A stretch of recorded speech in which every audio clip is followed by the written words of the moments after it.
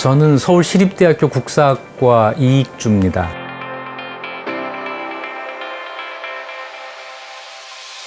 주로 연구하는 그 주제는 고려시대의 정치사하고 고려와 몽골의 관계가 어땠는가 하는 점인데요.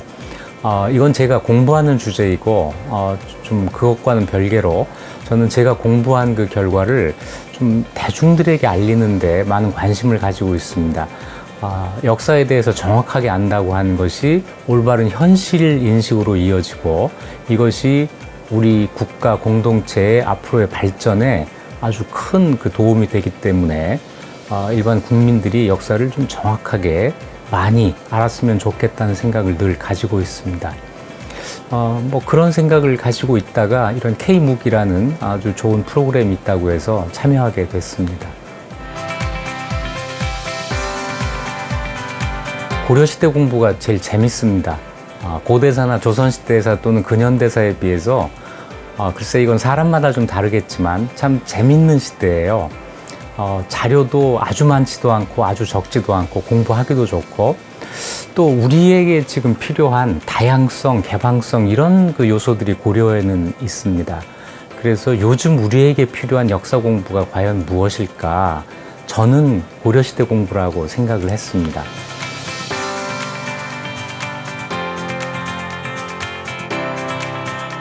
네, 올해가 고려 건국 1100주년이 되는 사실은 아주 뜻깊은 해죠. 원래는 1000주년을 기념해야 되는데 100년 전에 우리가 식민지 시기였기 때문에 우리 역사를 기념하지를 못했습니다. 그래서 지금에라도 고려 시대에 잊혀졌던 어떤 우리 역사를 되살린다고 하는 것이 대단히 중요한데요. 고려는 우리가 많이 알고 있는 조선에 비해서 훨씬 더 개방적이고 역동적인 사회였습니다.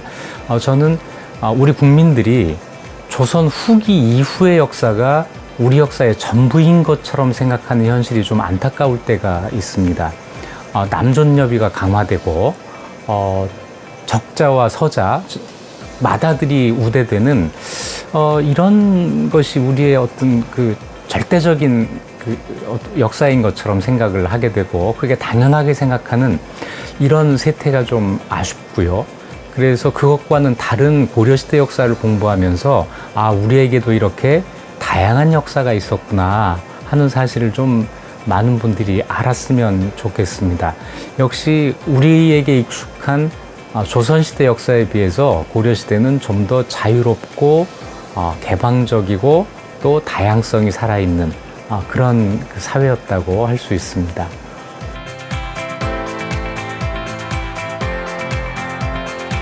고려는 어떤 나라와 외교를 할 때 명분보다는 실리를 추구했습니다. 그렇기 때문에 아주 유사한 사례를 맞이해서 고려와 조선이 아주 다른 그 결과를 내놓는데요. 대륙에서 여진족이 흥기해서 고려시대에 금나라를 만든 적이 있고 조선시대에는 후금이라는 나라를 만든 적이 있습니다. 고려는 이 금에 대해서 바로 4대 외교를 펼치죠. 그것으로 전쟁을 피하고 100년 동안의 평화를 유지할 수가 있었는데 조선은 이 후금과 대립했고 그래서 2번의 전쟁을 거치게 됩니다. 우리가 잘 아는 병자호란과 남한산성에서 국왕이 항복하고 삼배 구고두례라고 하는 치욕적인 그 의례를 치룬 것이 바로 그때 일입니다. 같은 상황에서 아주 비슷한 상황에서 두 나라의 외교가 아주 다른 모습을 보이는데요. 이렇게 할 수 있었던 그 배경에는 고려 사람들이 대외 정책에서 가지고 있는 유연성, 그 유연성이라고 하는 것이 명분보다는 실리를 추구하는 뭐 이런 생각에서 가능했던 것이라고 할 수 있죠.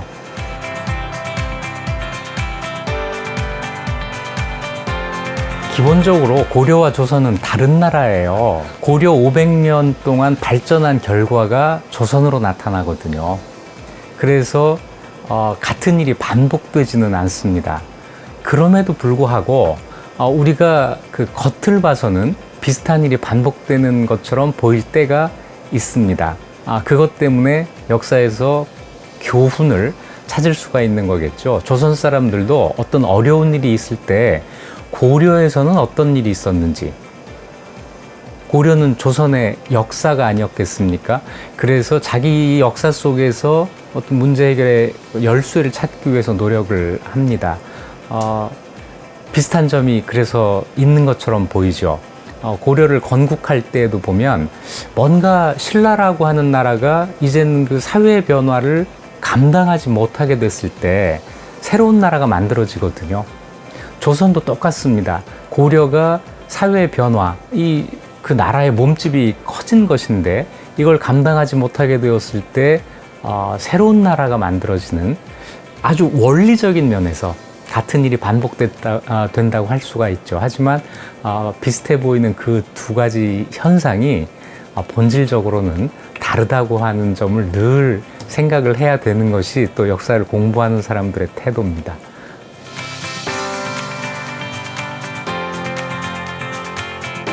네, 꼭 고려만이 아니라 역사 공부라고 하는 것이 아주 필요하다, 중요하다라는 점에 대해서 많은 분들이 동의해 주셨으면 좋겠습니다. 역사는 우리가 알고 있는 상식을 연결해서 만들어지는 게 아닙니다. 역사학자들이 연구한 그 결과를 충실하게 전달하고 이걸 가지고 공부를 하면서 정확한 사실에 바탕한 자기 나름의 역사 지식을 만들어 나가는 과정이 돼야 되는 것이죠. 그런데 요즘 이 정확한 사실에 대해서 이제 그것이 꼭 필요하냐, 어떤 재밌게 배우면 되는 것이지 또는 역사적인 사고가 중요하다, 이런 주장을 하는 경우가 많아서 좀 걱정이 될 때가 있습니다. 역사는 과거에 있었던 일을 충실히 공부하면서 거기서부터 나오는 자기의 생각이 중요해지는 것이거든요. 따라서 어떤 시대를 공부하든지 간에 좀 정확한 역사적 사실이 어떤 것이었는지에 관심을 가져주시기를 바라고요. 특별히 고려 공부에 대해서 말씀드리면, 고려는 조선과 또 다른 500년의 또 조선과 다른 문화를 가지고 있는 그런 왕조입니다. 고려사에 대한 관심과 지식이 고대나 조선 또는 근현대에 비해서 아주 부족한 것이 현실입니다. 이것은 한국의 긴 역사를 좀 고르게 일관되게 이해하는 데 큰 장애가 생긴다는 것을 의미하죠.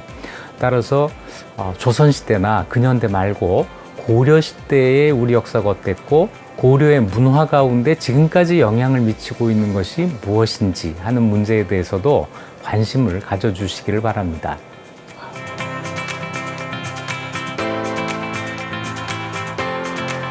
네, K묵 수강생들이 많이 늘었죠. 제가 지금까지는 학생들에게 뭘 가르칠 때 늘 학생들 얼굴을 보고 누가 나한테서 배우고 있는지 하는 걸 알고 있었는데, 이제는 제가 모르는 아주 다수의 학생들이 생긴 셈입니다. 굉장히 많은 제자가 생긴 셈인데요.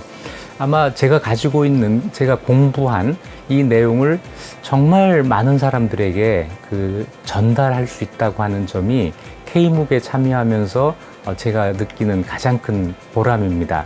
아마 제가 모르는 사이에 많은 사람들이 저의 강의를 듣고 고려의 유산이라는 이 주제에 대해서 관심을 갖고 또 나름대로 더 공부를 하고 있지 않을까 하는 이런 희망 섞인 기대를 하게 됩니다.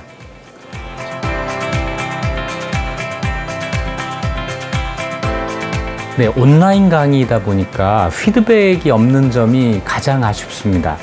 아마 이 강의를 듣는 분들의 입장에서는 의문이 생겨도 이걸 어떻게 해소할 수 있는 방법을 찾지 못해서 좀 답답할 수도 있다는 생각인데요.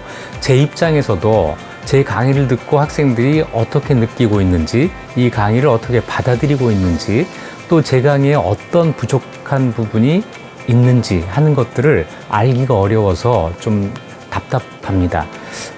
K묵 어떤 시스템에서 수강생들의 피드백을 곧바로 전달받을 수 있는 그런 통로를 만들어 주셨으면 좋겠습니다.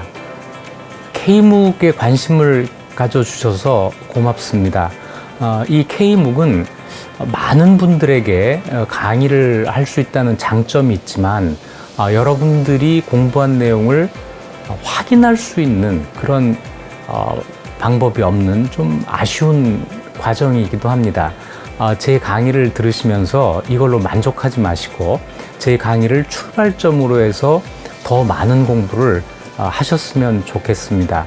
혹시 제 강의를 듣고 의문이나 또는 앞으로 어떻게 하면 더 공부를 할 수 있는가에 대해서 의문이 생기신다면 제게 질문해 주시면 고맙겠습니다.